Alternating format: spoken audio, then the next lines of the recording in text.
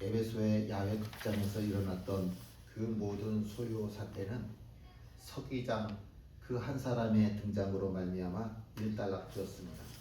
만약에 서기장이 나서지 않았다고 한다면 그 소요 사태는 점점 큰 폭동으로 변했겠지요. 어떤 형태로든 가이오와 아리스다고 그리고 사도 바울에게 위해를 가하게 되었을 것입니다.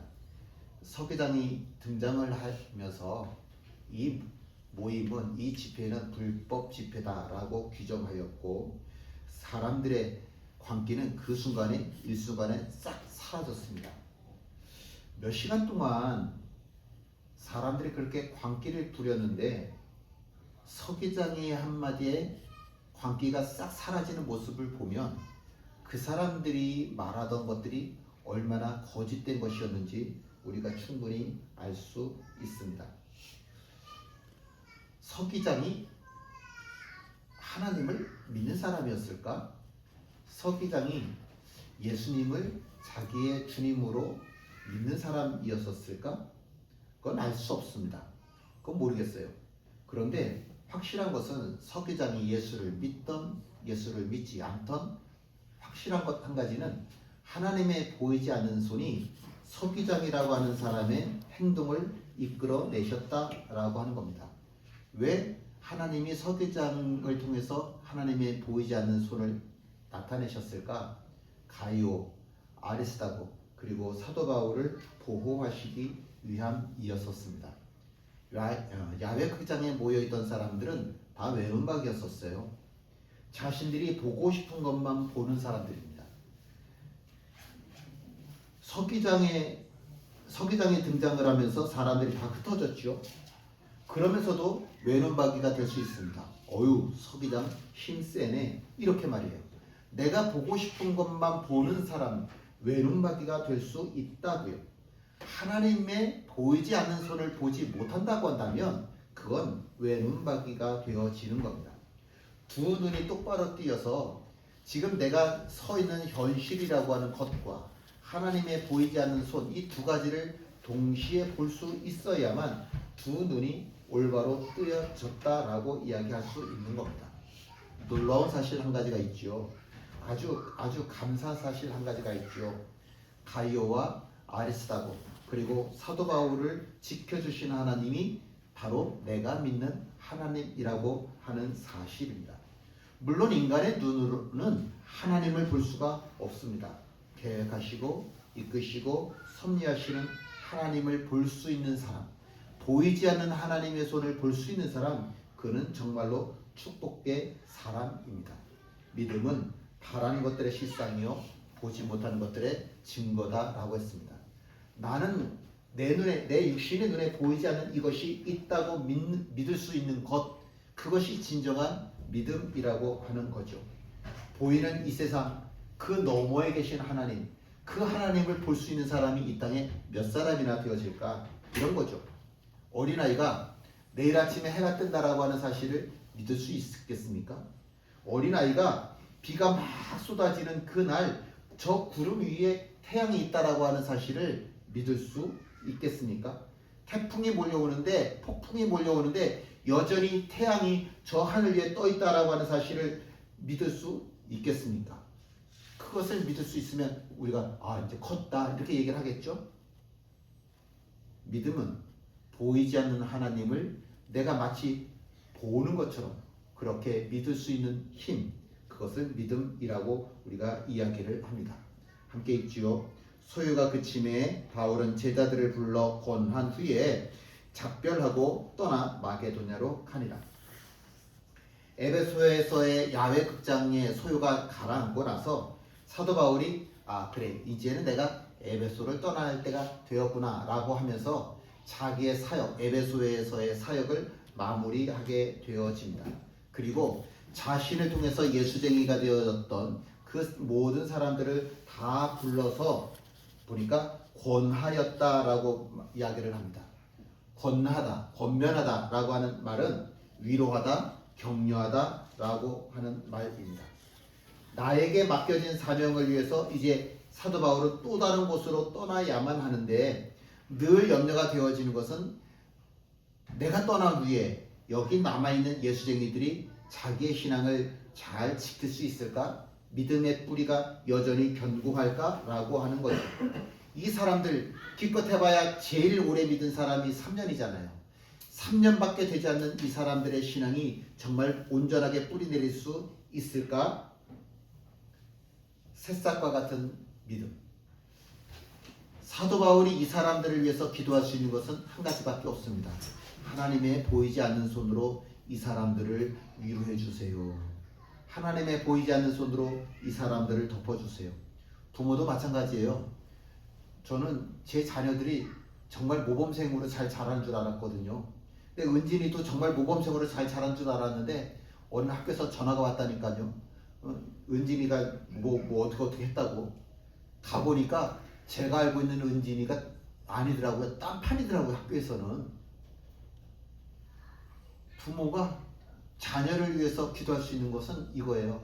하나님의 보이지 않는 손으로 내 눈앞에서 보이지 않는 이 자녀들의 모든 삶들도 하나님의 보이지 않는 손으로 위로받게 해주세요. 격려받게 해주세요. 하나님의 보이지 않는 손으로 인도해 주세요. 그래서 부모가 기도할 수 있는 것, 목사가 기도할 수 있는 것 한 가지밖에 없어요. 하나님의 보이지 않는 손으로 오늘도 우리의 자녀들을, 우리의 성도들을 이끌어 주옵소서. 그게 사도 바울이 지금 에베소에 남아있는 사람들을 위해서 할 수 있는 유일한 사역이죠. 그 다음에 보니까 작별했다라고 하는 말인데, 이 작별했다라고 하는 말은 포옹하다라고 하는 말이 있어요. 3년 동안 정들었던 에베소의 모든 교인들과 사도 바울이 한 사람 한 사람 이렇게 포옹합니다. 그리고 이렇게 약속했겠죠. 우리 다음에 다시 보자. 또 내년이 될지 후년이 될지 모르지만 우리 다시 보자. 뭐 이런 약속들을 했겠죠. 그런데 지금 이 순간이 사도 바울에게는 에베소 교인들을 만나는 마지막 순간입니다. 물론 사도 바울이 예루살렘으로 돌아가면서 에베소의 장로들을 만나는 일은 있어요. 그러나 그 장로들이 아닌 이 에베소의 예수쟁이들과 만나는 시간은 지금이 마지막입니다. 두 번 다시 에베소 방문 못했거든요. 내가 방문할지 안 할지 그걸 내가 어떻게 알겠습니까? 마음으로는 내가 에베소에 다시 방문해야 되겠다 싶지만 그건 내 마음이고 하나님의 마음은 아니었던 거죠. 사도 바울이 네로 황제에 의해서 참수형을 당할 때가 아마 50대 후반이었을 거예요. 우리가 그렇게 예상을 하는데 50대 후반, 뭐 60년이라고 치면요. 에베소의 사역이 3년이에요. 60년 중에 3년. 그럼 20분의 1이에요. 긴가요? 그런데 사도 바울이 예수님을 만났을 때가 아마 20대일 것 같아요. 그러면 30년에서 길면 한 40년 이렇게 되는 겁니다. 그러면 인생에 내가 예수를 만나서 10분의 1은 내가 이 에베소에서 보내는 시간이에요. 사도 바울의 인생에 있어서 이 3년이라고 하는 시간이 참 귀한 시간인 거예요. 3년 별거 아닌 것 같잖아요. 남자들이 군대 얘기를 하는데 70살, 80살 되어도 여전히 내가 군대 시절에 말이야 이 얘기를 하는 걸 보면 3년이라고 하는 시간이 긴 것 같은데 짧은 것 같은데 절대 짧지 않아요. 정말 길고도 긴 시간입니다. 사도 바울이 3년 동안 에베소에서 머물면서 고린도 교회에 편지를 써서 보냅니다. 그거는 우리가 고린도 전서라고 이야기를 하는데 그 고린도 전서가 전부 16장까지 있거든요. 그 16장이라고 하는 것이 그 이만큼 두루마리라면 정말 이만큼 되겠죠. 이거 더 클까? 하나가 이만큼씩이면 엄청 크겠죠. 그 길고도 큰 두루마리 성경이 되어졌습니다. 하나님의 말씀이 되어졌고요. 에베소에 있었던 사도 바울이 했던 말들, 사도 바울이 했던 행동들, 이 모든 것들이 다 성경에 사도행전에 기록되어졌습니다. 그의 말이, 그의 삶이 전부 다 하나님의 말씀으로 성경으로 되어졌다라고요. 그러면 이 3년이라고 하는 시간이 절대로 헛되지 않은 거예요. 정말 헛되지 않은 거예요. 굉장히 값진 거예요. 사도 바울이 3년 동안 에베소에서 살았던 그 3년, 그 삶만 귀한가? 아니죠. 사도 바울의 모든 삶들이 다 귀하죠. 그가 여기를 갔던 저기를 갔던 어떤 곳에 갔던지 간에 그의 삶 전체가 하나님 앞에서 참 귀한 자의 삶이었고, 그리고 안타깝지만 50대 후반에 네로 황제에 의해서 참수형을 목이 잘리는 그런 형으로 생을 마감하게 됩니다. 근데 우리는 안타깝다고 이야기를 하는데 하나님께서는 그가 살았던, 예수를 만나서 살았던 그 순간순간들, 그 모든 삶들이 다 영향력이 있어져서 그의 삶들이 다 성경으로 기록되게 하였고 2000년이 지난 지금까지도 우리에게 영향력을 끼치고 있는 거예요. 뭐라든지 저에겐 기억나는 분이 한 분 계시는데 제 어머니예요. 저는 어머니 얘기 참 자주 하죠. 30대 후반에, 그 당시 30대 후반에 아이를 출산한다라고 하는 건 정말 목숨 거는 일이었어요. 그것이 흔한 일이 아니었습니다. 제가 태어날 때 30대 후반에 아이를 낳는다는 건 병원에서 낳는 것도 아니고, 저희 어머니는 저를 낳으면서 유산을 시키라고 그래도 아니라고, 하나님이 주신 생명 어떻게 유산시킬 수 있냐고 당신 목숨을 걸고 저를 출산을 하셨거든요. 그래서 제가 태어나기도 전부터 저희 어머니는 이미 저를 목사가 되라고 하나님한테 헌신하셨죠. 그렇게 평생 목사가 되도록 옆에서 기도해 주셨던 분이 저희 어머니셨고, 목사가 되고 나서도 늘 밤낮으로 기도하셨던 것이 저희 어머니셨습니다. 절대 기도하는 걸 포기하지 않으셨습니다. 그렇게 애지중지 저를 위해서 기도하셨는데 그때 치매가 걸리니까 다 잊어버리더라고요. 이게 치매가 저는 참 더러운 병이라고 생각을 해요. 내가 살아왔던 모든 삶들을 다 잊어버리는 거예요. 이거 너무 지저분한 병 아니에요? 내가 살아왔던 삶을 어떻게 다 잊어버릴 수가 있어? 그냥 다 잊어버렸어요. 근데 돌아가신 지 지금 13년이 되었는데 그럼에도 불구하고 저희 어머니는 당신은 당신의 삶을 다 잊으셨지만, 그러나 어머니는 제 삶 속에 있어서 여전히 가장 큰 영향력을 끼치고 계시는 분이십니다. 집에 들어가면 여전히 어머니가 저를 맞이해 주시는 것 같고, 뭔가 맛있는 거 먹을 때 괜히 저희 어머니 생각나고요. 저희 아이들이, 저희 손주들이 이쁜 짓 하면 어머니가 자꾸 생각이 나고, 우리 어머니가 그래, 우리 어머니 기도해 주셔서 내가 이 자녀들 얻었지, 이 손주를 얻었지, 자꾸 어머니가 생각이 나요. 어머니는 당신의 모든 삶들을 다 잊으셨지만 근데 어머니의 삶은 여전히 저한테 굉장히 큰 영향력을 끼치고 있다고요. 성경이 전부 66권이죠. 근데 그 66권 중에 사람의 이름으로 되어진 성경이 41권이 있습니다. 41권 중에 39권이 남자 이름이고요. 2권이 여자 이름이에요. 뭐하고 뭘까요? 제가 써놨네요. 에스더, 룻기. 이 두 개만 여자 이름으로 되어진 성경이고 나머지 39개는 전부 남자들 이름으로 되어 있습니다. 에스더는요, 주전 예수님이 태어나시기 485년 전서부터 464년까지 만 21년 동안 지금 인도의 그 인더스강 서쪽에서부터 아프리카, 에티오피아 이르기까지 세계 이렇게 되면 유럽, 아시아를 거쳐서 큰 나라를 이루었던 이 페르시아 제국의 왕후가 바로 에스더입니다. 이 당시 왕 이름이 크세르 왕이라고 해서요. 이 넓은 영토를 다스리고 있었고 그의 왕후가 에스더였다고요. 그러니까 이 에스더는 그 당시 여자들 중에서는 가장 지체가 높은 사람이었었습니다. 이 땅덩어리 차지한 것 좀 보세요. 얼마나 큰 땅덩어리를 차지하고 있는지. 그런데 이 왕후라고 하는 높은 지위를 가지고 있었음에도 불구하고 자기 자리만 보존하려고 아니면 부귀영화를 누리려고만 자기의 지위를 사용한 것이 아닙니다. 그 당시에 하만이라고 하는 사람이 모든 유대인들을 다 죽여버리겠다라고 음모를 꾸미죠. 그 음모를 알면서도 자기의 생명을 걸고 죽으면 죽으리라 각오하고 하나님 앞에 간구하였던, 그래서 유대민족 전체를 다 구원한 사람이 바로 에스더입니다.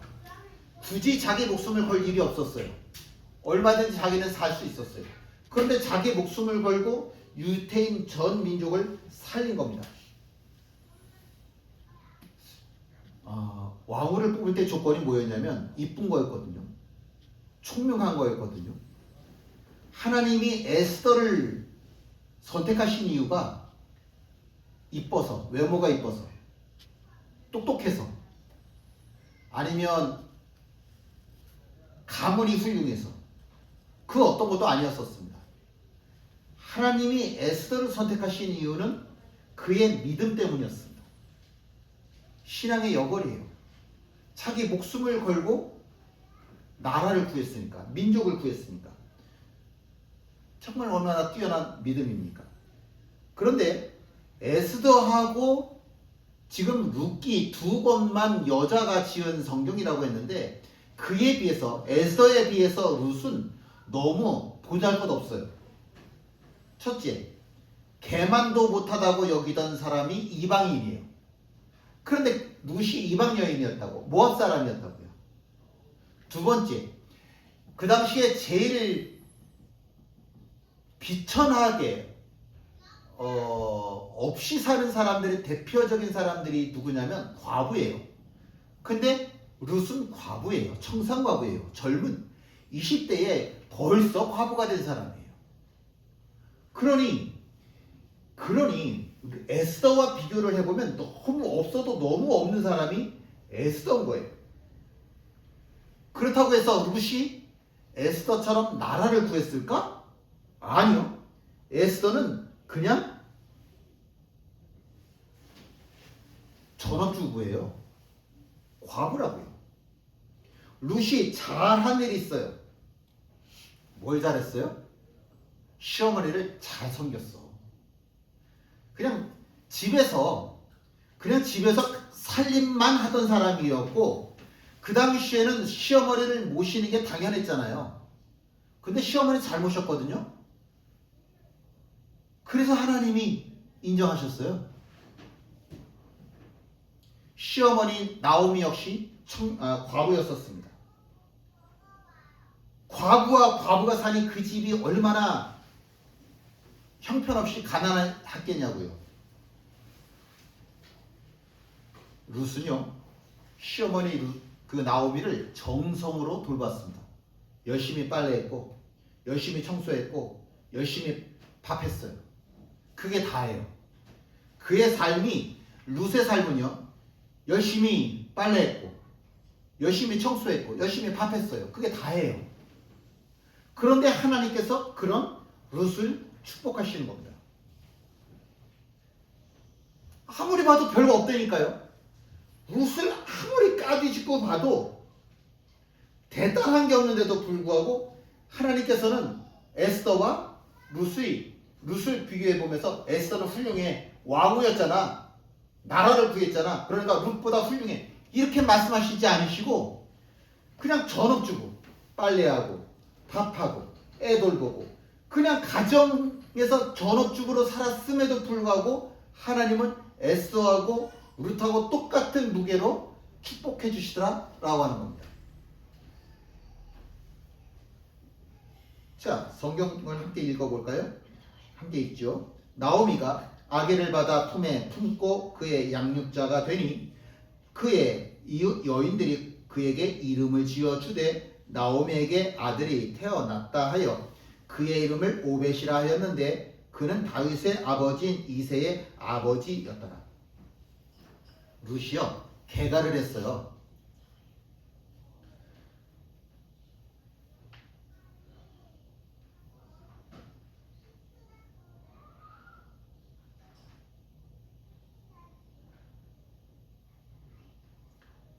룻이 개가를 했거든요.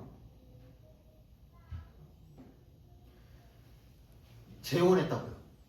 그래서 남편 보아스에게서 아들을 하나 얻었는데 이건 내 아들이 있기 전에 시어머니 나오미의 아들이기도 합니다. 그리고서 이거 당신 아들이에요. 그리고 갖다 드렸어요. 그 이름을 오벳이라고 지었습니다. 그런데 이 오벳이 어떤 사람이냐면 다윗의 아버지인 이새의 아버지예요. 다윗의 할아버지랍니다. 룻이 한 일은 결국은 하나예요. 오벳을 잘 키웠어요. 아들 잘 키웠다고. 그리고 룻이 시어머니를 잘 봉양했다고요. 아들 잘 키우고 시어머니 잘 봉양했다고. 그냥 이걸 한마디로 하면 가정을 잘 돌봤어요. 살림을 잘했다고. 그거예요. 룻이 대통령? 성경에 보면 대통령하고 똑같은 사사 중에도 여자들 있잖아요. 드보라 이런 여자들. 그런 사람 아니에요. 룻이 사업을 잘했냐? 아니에요. 룻이 그럼 교수냐? 아니에요. 아니라니까요. 요새 시대는 가정에서 있는 여자들 보면 살림만 하는 전업주부들을 보면 무능력하다. 본인도 참 자기 자신을 보면서 무능력하다 이렇게 생각들을 많이 하는데 아니요. 룻이 그런 사람이었다고요. 그런 사람이었다고. 그런 전업주부를 통해서 하나님께서는 다윗을 이 땅에 태어나게 하셨고 그리고 예수님이 그 족보에서 태어나게 하셨다라고 성경은 말씀하고 있습니다. 3000년 전에 베들레헴 사람들은 참 외눈박이에요. 왜 외눈박이냐면 룻을 바라보면서 이방인이니까 경멸했어요. 근데 이방인 주제에 시어머니, 과부가 된 시어머니를 돌보겠다고 자기네 나라를 포기하고 이스라엘로 쫓아왔네? 그러니까 또 안타깝기도 하고 경멸스럽기도 하고 안타깝기도 하고 자기들의 관점으로 보면 그렇게 경멸스럽기도 하고 안타깝기도 한 사람이 그게 외눈박이 눈이라고요. 그런데 하나님의 눈으로 보니까 이 경멸당하는 여인, 멸시당하는 여인, 불쌍히 여기는 이 여인이 다윗의 할머니가 됐네. 예수님의 할머니가 됐네. 세상에 하나님의 눈에 볼 때는 룻이 세상에서 가장 위대한 여인이라고요. 에스더와 룻의 차이가 있을까? 에스더는 왕후고 룻은 과부인데 사람들의 눈으로 볼 때는 이렇게 완전히 차이가 나는데 그렇게 바라보는 눈을 우리가 외눈박이 눈이라고 한다고. 내가 보고 싶은 대로만 보는 눈을 외눈박이라고 한다고요. 그런데 하나님의 눈으로 보면 현실은 인정해. 현실로는 에스더는 가질 것 다 가지고 누리고 있는 사람이고 룻은 가진 것이 하나도 없는 여인이고 그런데 하나님의 눈에는 이 두 사람이 정말 차이가 하나도 안 나네. 어느 신문에 아주 소박한 제목의 신문기사가 하나 실렸습니다. 새벽에 의자를 닦는 사람, 시장의 하루를 여는 이름 없는 손길.